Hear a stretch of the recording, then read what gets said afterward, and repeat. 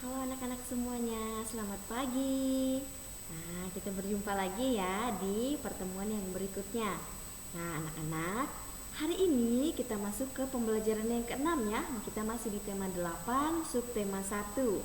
Nah, hari ini kita selesaikan dulu pembelajaran yang keenam di subtema 1 ya.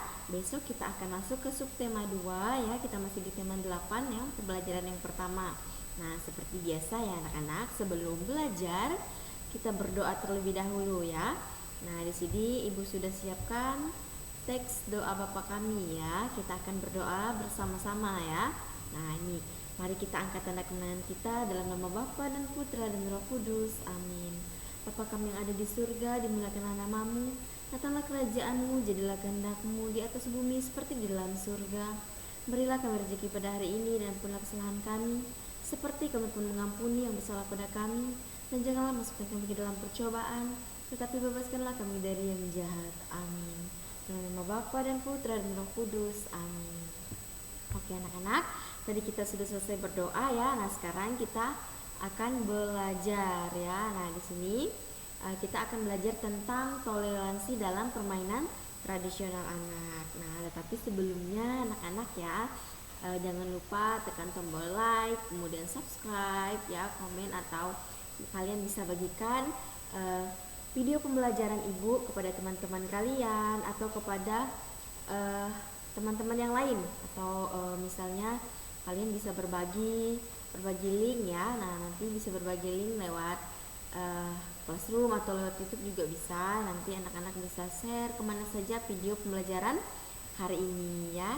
Nah, anak-anak, sekarang kita akan belajar tentang toleransi dari permainan tradisional anak. Nah, pada hari Minggu 11 Desember 2016 digelar acara Festival Permainan Tradisional Anak Indonesia di Taman Mini Indonesia Indah. Nah, acara ini biasa digelar setiap tahun. Tujuannya acara ini itu adalah supaya anak Indonesia mengenal keragaman lingkungan dan kebudayaan. Nah, saat ini anak-anak dibanjiri dengan permainan digital melalui alat-alat elektronika. Nah, dengan permainan digital itu anak merasa tidak perlu bermain dengan teman sebayanya. Oleh karena itu, permainan tradisional menjadi jurus ampuh agar anak-anak kembali kepada nilai-nilai kebersamaan. Nah, hal tersebut setidaknya diutarakan Zaini Alif dari komunitas Hong saat di acara Festival Permainan Tradisional Anak Indonesia. Nah, Zainal Alif mengatakan permainan tradisional itu adalah aset budaya bangsa yang sekarang mulai ditinggalkan karena munculnya gadget ya, atau HP itu tadi. Nah, kita tidak antisipasi pada gadget, tapi bagaimana menyeimbangkan gadget dengan permainan tradisional, karena permainan tradisional mengajarkan nilai etika dan identitas bangsa atau budaya bangsa Indonesia ya.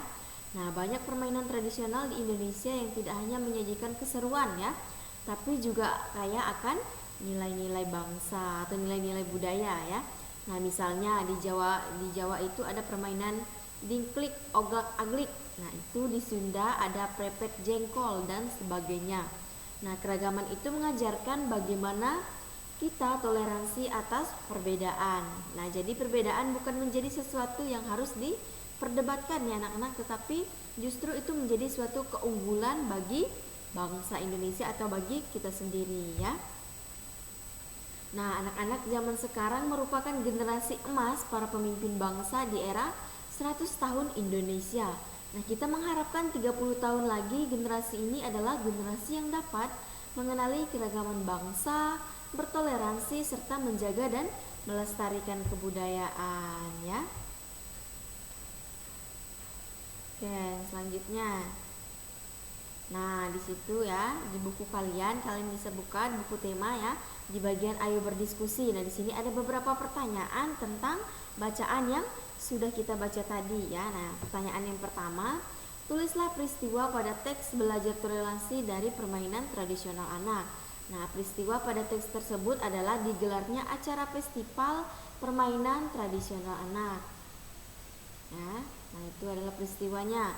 Kemudian keragaman apa yang disebutkan pada teks tersebut? Nah, tentu saja anak-anak keragaman yang ditunjukkan pada bacaan tersebut itu adalah keragaman budaya berupa permainan tradisional ya.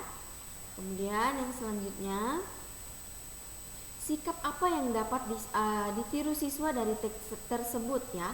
Nah, tentu saja sikap yang dapat ditiru dari bacaan tadi itu yaitu melestarikan kebudayaan dan toleransi atas keragaman budaya ya. Nah, itu adalah contoh yang dapat ditiru oleh anak-anak ya. Nah, kemudian apa yang sebaiknya dilakukan siswa dalam upaya ikut melestarikan permainan tradisional? Nah, di sini jawabannya, untuk melestarikan permainan tradisional dapat dilakukan dengan memainkan permainan tersebut baik itu di sekolah maupun di lingkungan masyarakat ya. Nah, di sini ada permainan dingklik oblak-aglik dari permainan prepet jengkol ya. Nah, kita akan melihat atau kita akan membaca bersama-sama permainan ini ya. Nah, permainan dingklik oblak-aglik serupa dengan permainan prepet jengkol. Nah, di mana keduanya merupakan permainan tradisional anak.